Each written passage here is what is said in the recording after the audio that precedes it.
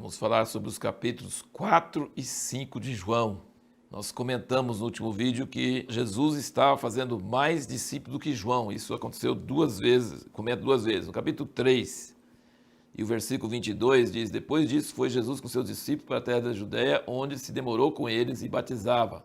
Ora, João também estava batizando em Enom, perto de Salim, porque havia ali muitas águas, e o povo ia e se batizava.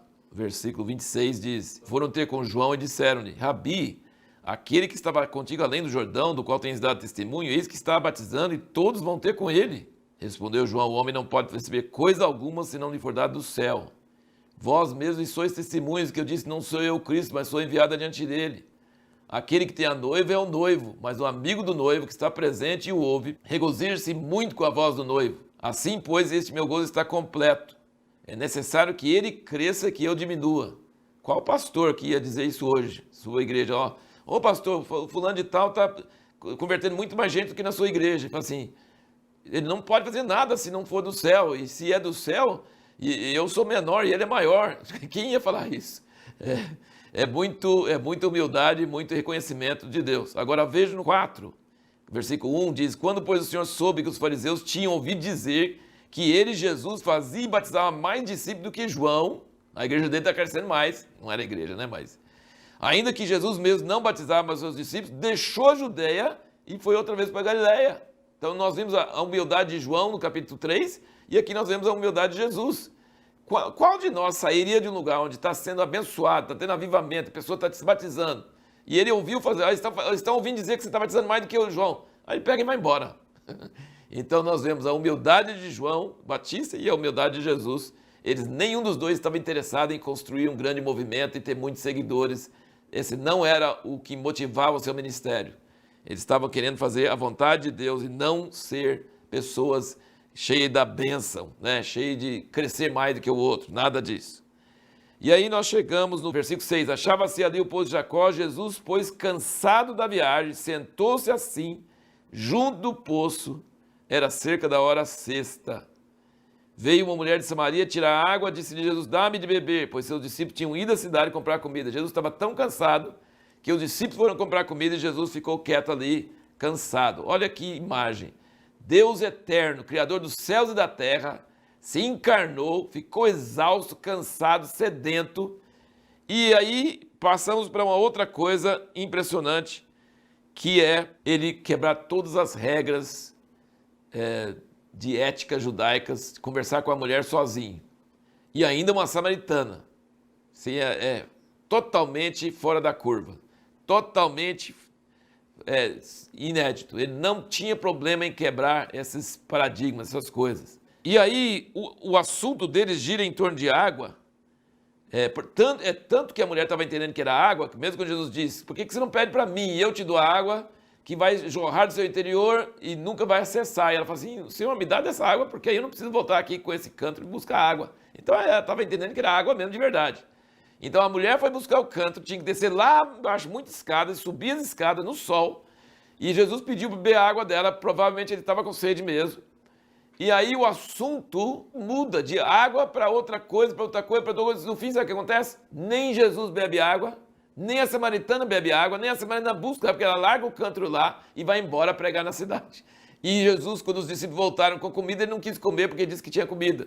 Então você vê como João, o evangelista, né, fala sobre coisas celestiais e ao mesmo tempo coisas terrenas. Água, cântaro, mulher samaritana, os discípulos indo para a cidade, mas depois fala, esse discurso de Jesus com a samaritana é altamente teológica, filosófica, maravilhosa, tremenda.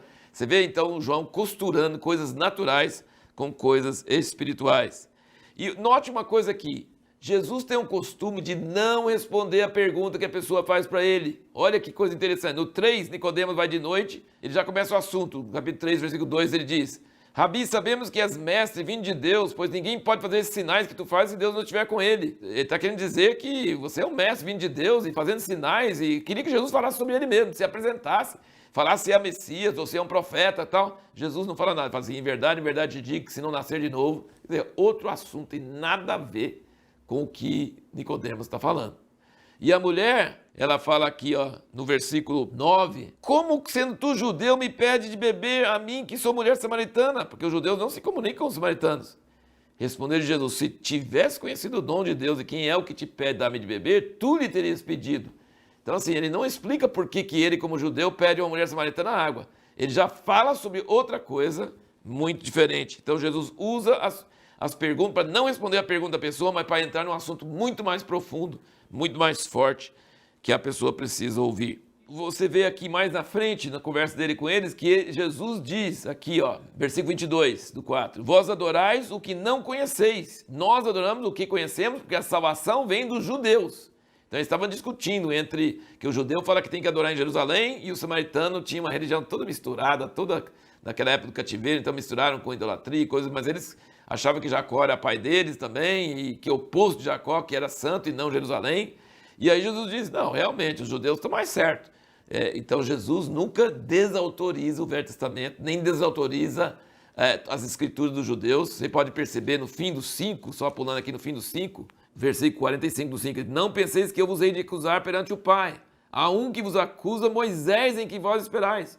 Pois se cresces em Moisés, crereis em mim, porque de mim ele escreveu. Mas se não crereis nos seus escritos, como crereis nas minhas palavras? Versículo 39 do 5, ele diz, examinai as escrituras, porque julgais ter nelas a vida eterna, e são elas que dão testemunho de mim. Mas não quereis vir a mim para terdes vida. Então, Jesus nunca desautoriza as escrituras, nunca fala que os judeus tinham escrituras erradas, que ele veio trazer uma nova religião, não. Ele baseia tudo, ele fala, não, a salvação vem dos judeus, as escrituras são corretas. Moisés é correto, só que tem um problema. Se você procura as escrituras, e as escrituras indicam para vir a mim, e você não vem a mim, de nada adianta seu estudo das escrituras. E aí ele fala com a mulher também, a salvação vem dos judeus, mas vem a hora em que nem nesse monte, nem em Jerusalém, mas em espírito e em verdade, é que vai adorar o Pai, né?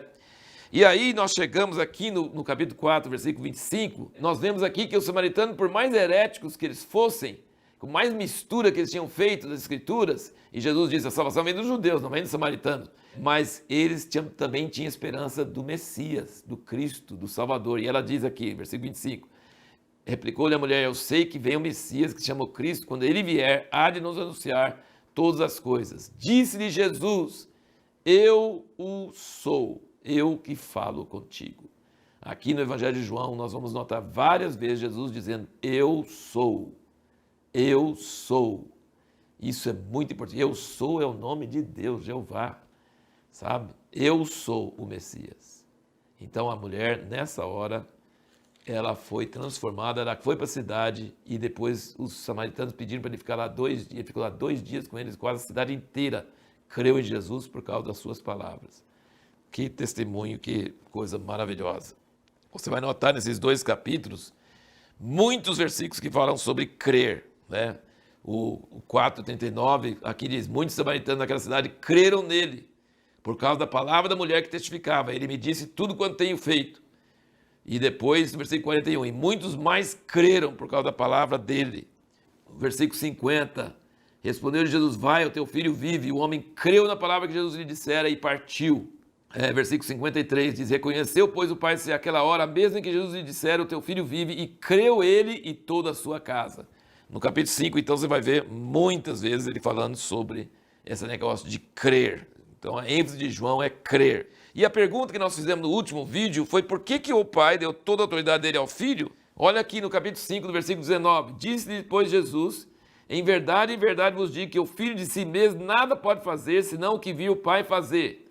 Porque tudo quanto ele faz, o filho faz igualmente. E Jesus repete isso várias vezes aqui no 5.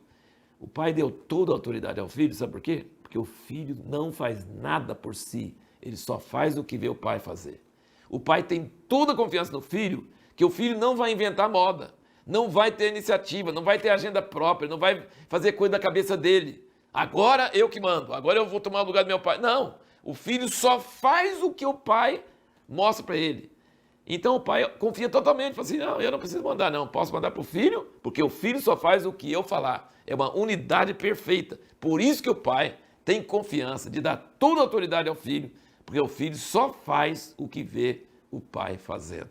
E assim ele quer nos dar essa mesma autoridade, dessa mesma forma. E uma pergunta muito importante para o próximo vídeo é o seguinte: por que só o fato de crer em Jesus não é suficiente para a salvação?